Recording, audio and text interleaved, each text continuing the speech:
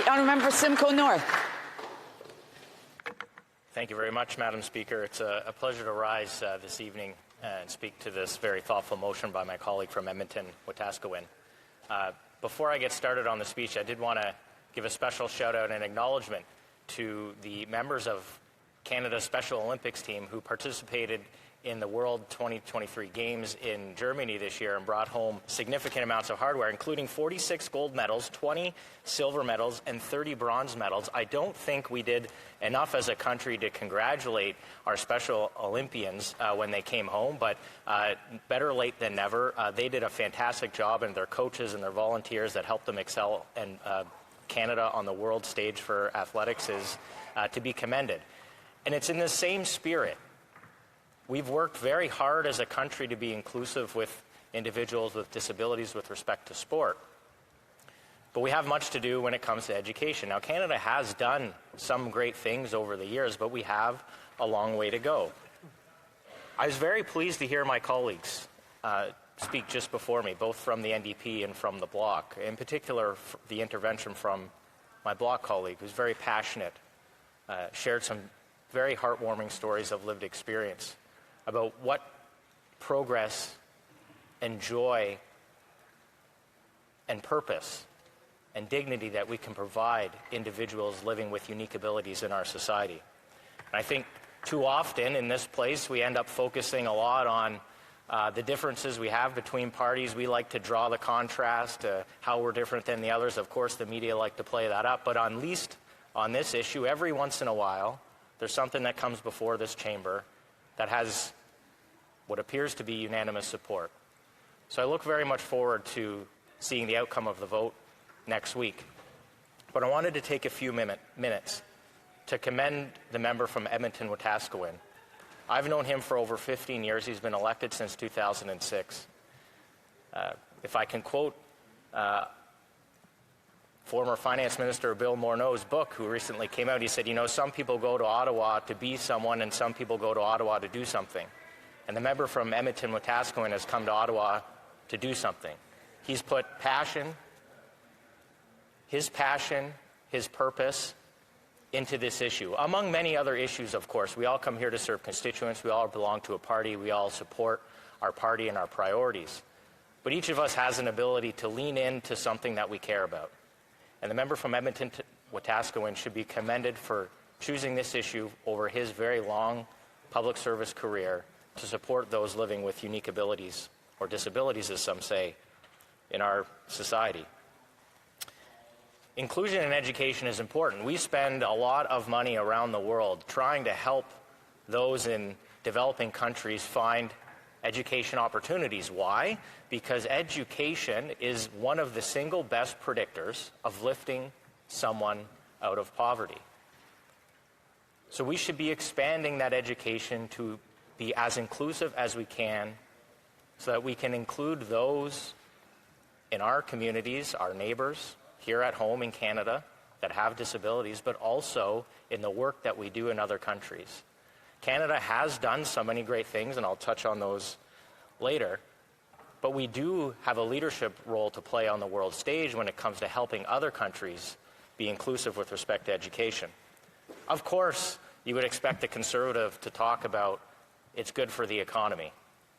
Obviously, there are over 500,000 underemployed or unemployed individuals in this country that have disabilities. If we get those individuals into the workforce, absolutely it helps with our GDP. There's no question about it. Hundreds of billions of dollars of additional GDP. But it's the things you can't measure in a bank account. It's the purpose, the dignity, the joy that you can see in someone's face about being part of and welcomed in their community.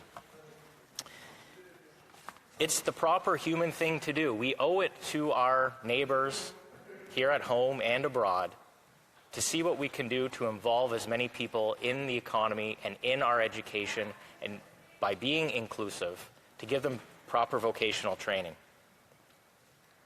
I'm pleased the motion talks about the international piece. Like I said, we have a lot of work to do at home. I was also very proud to be in and around Ottawa in the previous government who laid the foundation and groundwork for a number of very strong initiatives with respect to persons with disabilities. I just want to read a few highlights of those. Of course, one of the single most important advancements with respect to supporting those with disabilities was the implementation of the Registered Disability Savings Plan brought in by Finance Minister Jim Flaherty under the leadership of Prime Minister Harper. The Canada Disability Savings Bond, which actually deposited money into that account for low-income Canadians. Canada Disability Savings Grants, the Enabling Accessibility Fund to help with renovating and retrofitting infrastructure to make it more accessible, the Working Income Tax Benefit, the Disability Supplement for the Working Income Tax Benefit, although the government has renamed that to the Canada's Worker Benefit, a little bit of branding. New labour market framework agreements for persons with disabilities, enhancements to the disability tax credit by extending eligibility, increasing the child disability benefit, exempting GST for training services related to assisting individuals coping with the effects of an intellectual disability, exempting GST for medical devices, including for service dogs, and enhancements to the medical expense tax credit. And one of the key things that the previous government did prior to the 2015 election was start a program called Ready, Willing, and Able, which was to help employers and provide vocational training to employees with those with intellectual disabilities. And I commend the government, frankly, for continuing to support that program up until today.